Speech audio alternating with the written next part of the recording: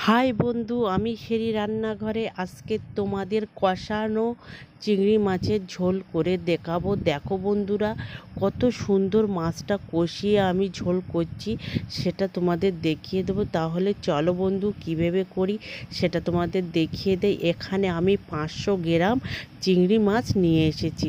এখানে আমি কড়াটা বসিয়ে দিয়েছি, কড়াটায় কিছু সাদা তেল দিয়ে দিচ্ছি। তেলটা একটু হালকা গরম হয়ে যাবে, তখনই আমি একটা পেঁয়াজ কেটে দিয়ে দেবো। দেখো এখানে আমার একটা পেঁয়াজ কেটে দিয়ে ভালো করে এটা একটু হালকা পাকে ভেজে নিতে হবে।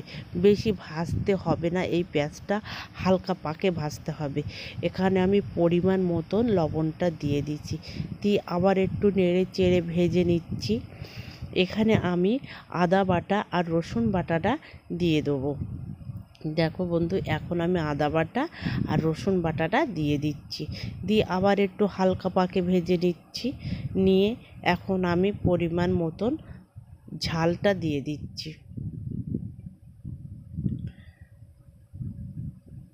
ঝালটা দিয়ে একটু হালকা পাকে নেড়ে নিচ্ছি। এখন আমি পরিমাণ মতন হলুদটা দিয়ে দেবো।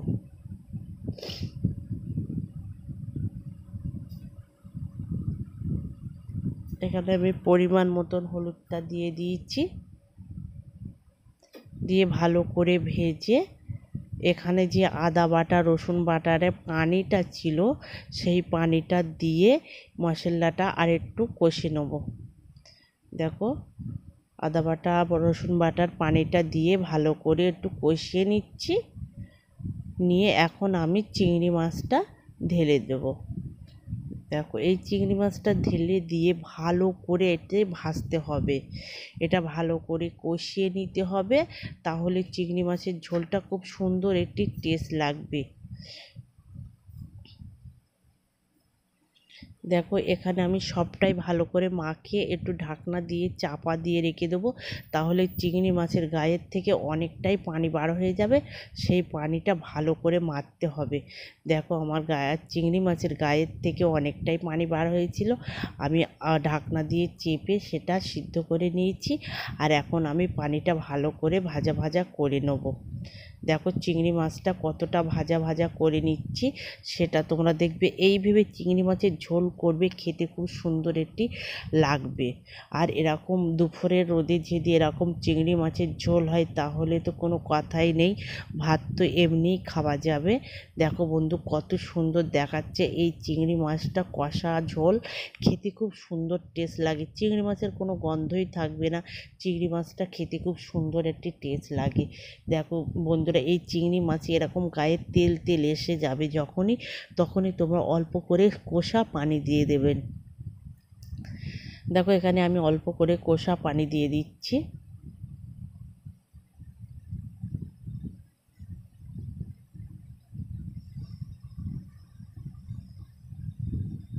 আর একটু অল্প করে আমি দিয়ে দিয়েছি কষা পানি। দেখো বন্ধুরা, চিংড়ি মাছের কালারটা আসা শুরু করে দিয়েছে। দেখো কত সুন্দর কালার এসে গিয়েছে চিংড়ি মাছের, আর কত সুন্দর দেখাচ্ছে। এখন এই কষা পানিটা আমি ভালো করে এখন আমি কষিয়ে নিচ্ছি। দেখো আমি ঢাকনা দিয়ে চাপা দিয়ে ভালো করে কষিয়ে নিয়েছি। চিংড়ি মাছটা আমার কষানো হয়ে গিয়েছে। এখন আমি হোবা ঝোলটা দিয়ে দেবো। দেখো এখানে আমি হোবা ঝোলটা দিয়ে দিচ্ছি। যে যেমন ঝোল খাবেন সে তেমনই ঝোলটা একেবারে দিয়ে দেবেন। তাহলে বন্ধুরা অবশ্যই একটি লাইক এবং সাবস্ক্রাইব করে পাশে থাকবেন। বন্ধুরা অবশ্যই একটি লাইক করে দেবেন। দেখো চিংড়ি মাছটা আমার অনেকটা হয়ে এসেছে, এরকম কত সুন্দর ফুটে উঠেছে, আর চিংড়ি মাছগুলো কত সুন্দর দেখাচ্ছে। দেখো এখানে আমি শেষ মুহূর্তে একটু জিরের গুঁড়ো আর মরিচের গুঁড়ো ছড়িয়ে দিচ্ছি। তাহলে বন্ধুরা আমার রান্নাটা কমপ্লিট হয়ে গেছে। তোমরা ভালো থাকবেন, সবাইকে ভালো রাখবেন। থ্যাংক ইউ বন্ধু।